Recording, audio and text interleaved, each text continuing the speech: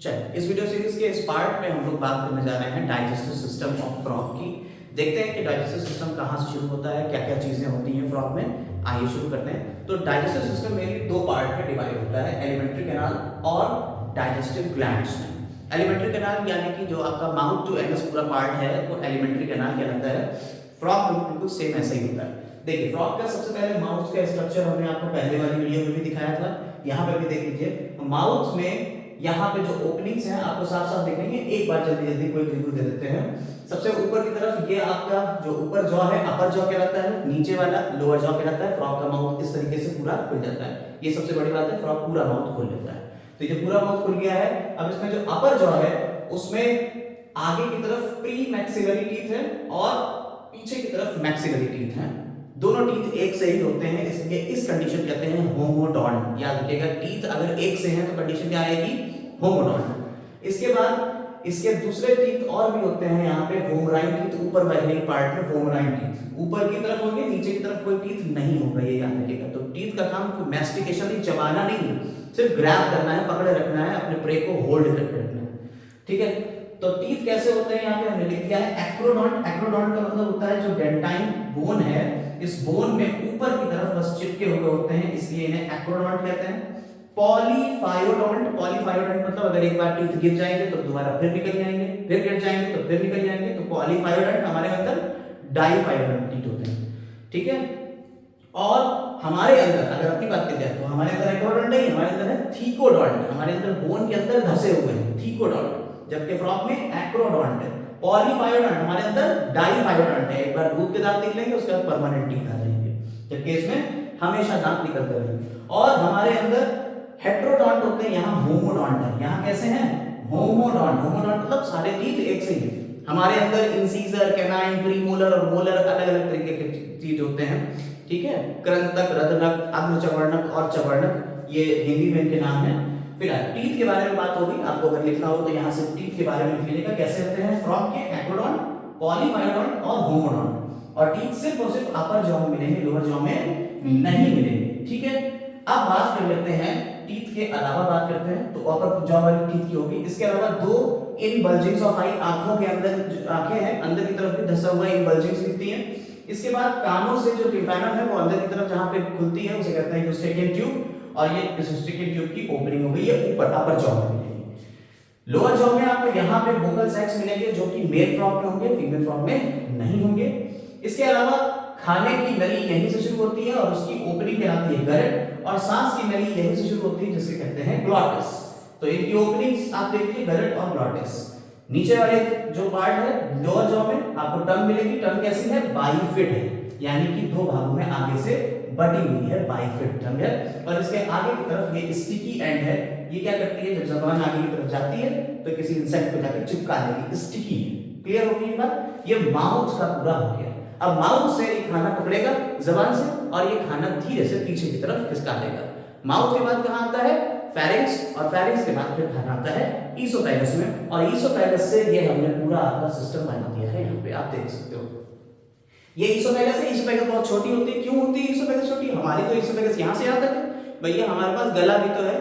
Frock तो तुम chain तो पहनाओगे नहीं जो गले में हो तुम्हारे, है ना। तो फ्रॉक के अंदर गला नहीं होता है, सिर्फ और सिर्फ हेड और ट्रंक में डिवाइड होता है, तो इसलिए उसकी ईसोफेगस छोटी होती है। ईसोफेगस के बाद अब शुरू होता है स्टमक का पार्ट। स्टमक जो होता है, स्टमक दो पार्ट में डिवाइड होता है। स्टमक में पहला पार्ट होता है कार्डियक और दूसरा पार्ट, पाइलोरिक। तो हमारे अंदर 3 या 4 पार्ट में स्टमक डिवाइड होता है, कार्डियक, फंडस, पाइलोरिक और बॉडी। ये 3-4 पार्ट होते हैं, 4 पार्ट है मेनली हमारे अंदर स्टमक के, लेकिन फ्रॉग के अंदर सिर्फ 2 पार्ट ही होते हैं, कार्डियक और पाइलोरिक। हमारे वाले भी हम साथ साथ बताते जा रहे हैं क्योंकि एनसीईआरटी में अभी चैप्टर खत्म हो चुका है, अगर आपको अपना वाला भी पढ़ना है तो थोड़ा थोड़ा हम आपको बता देंगे।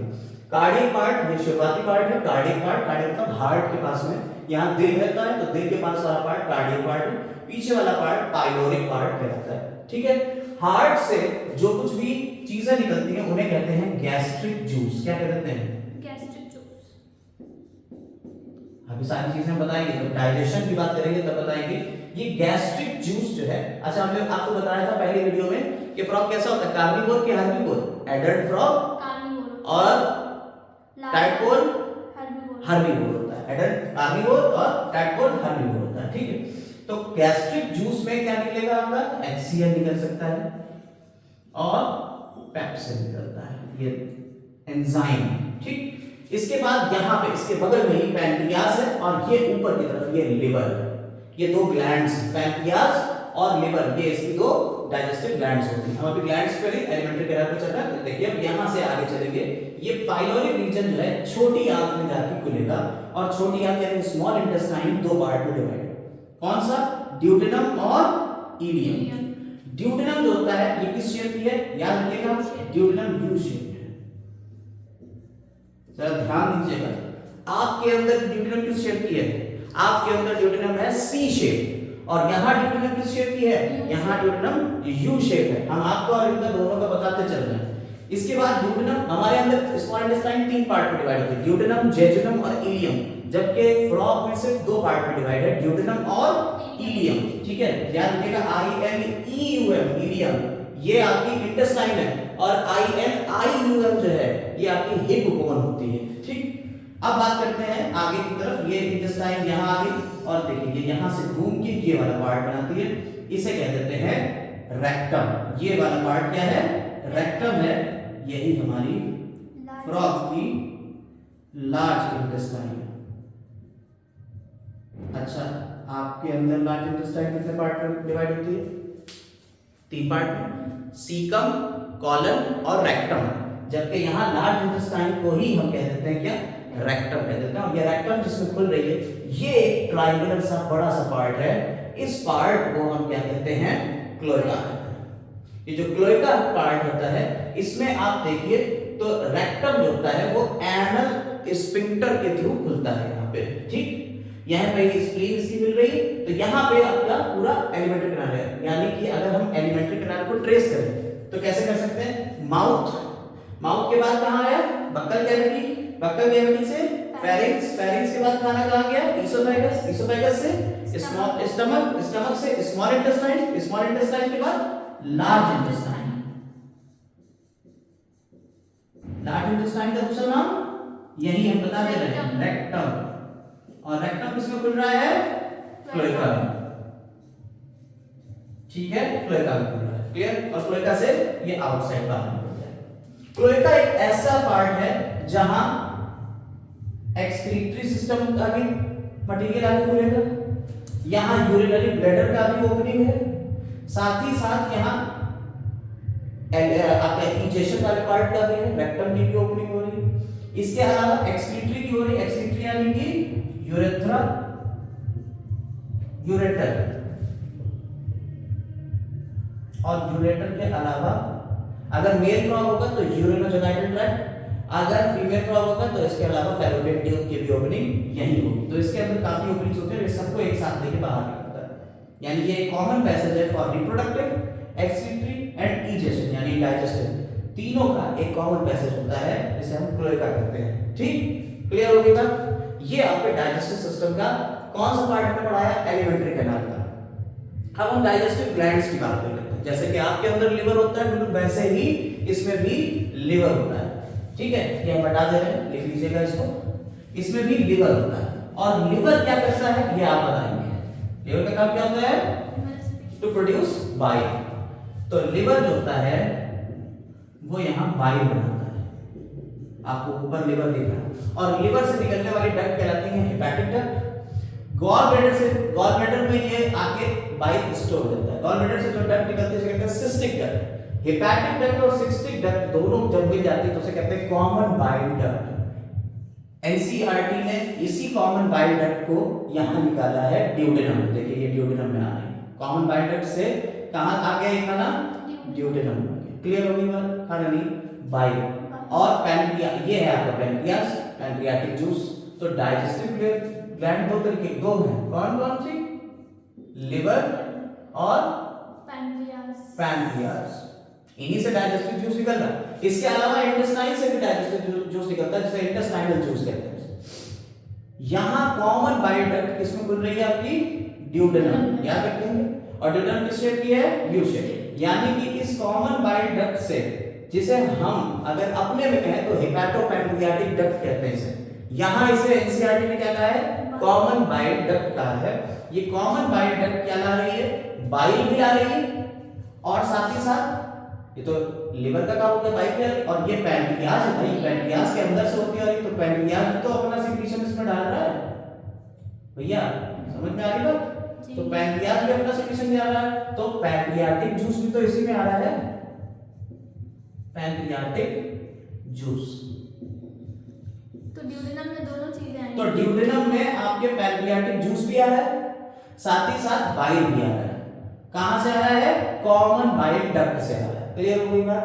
यानी ये जो डक्ट आपको यहाँ आती हुई दिख रही है, ये कौन सी डक्ट है, common bile duct. Common bile duct. जो यहाँ लिखा है वही यहाँ हम लिख के देते हैं, common bile duct. Bile duct. अब हम एक एक करके आपसे काम पूछेंगे। बाइल का काम क्या होता है बताइए?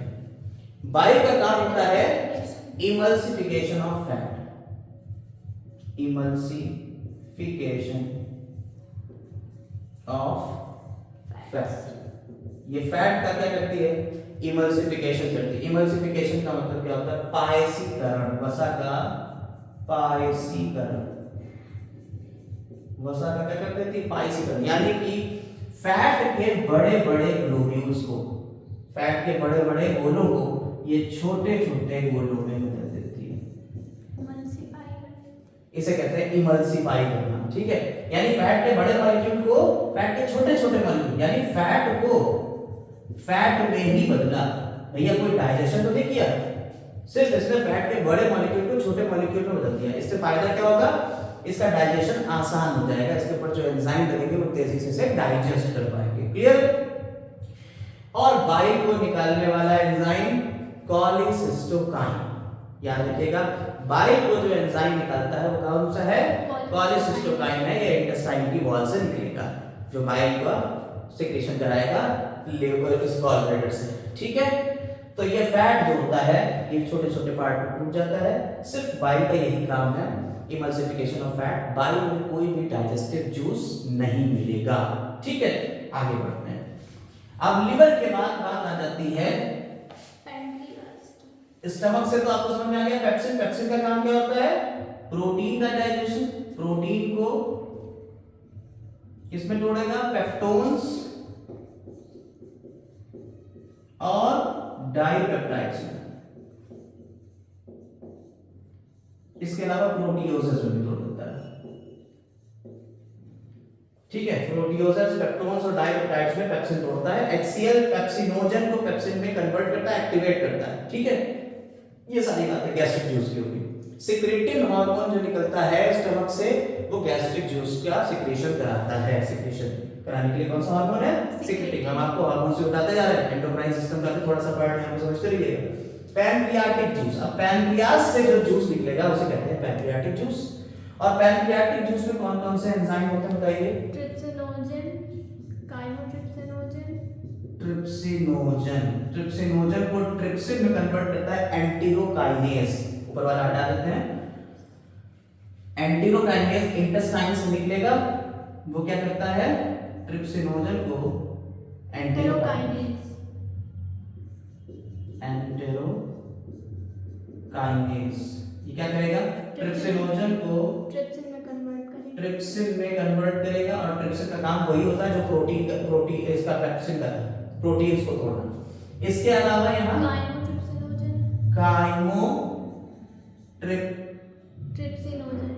ट्रिप्सिनोजन, काइमोट्रिप्सिनोजन को ट्रिप्सिन कन्वर्ट करेगा काइमोट्रिप्सिन में, और इसका काम भी होता है प्रोटीन्स का डाइजेशन। इसके अलावा पैनक्रियाटिक लाइपेज, लाइपेज लिपिड्स को तोड़ेगा। इसके अलावा एमाइलेज, माल्टेज, ये स्टार्च को माल्टोज में कन्वर्ट कर देगा। अच्छा, एक और बात, कार्निवोर होते हैं पता है, तो इनकी इंटेस्टाइन बड़ी होगी कि छोटी? छोटी। इनकी इंटेस्टाइन छोटी होती है। हर्बीवोर की बड़ी होती है, कार्निवोर की इंटेस्टाइन छोटी होती है। क्यों?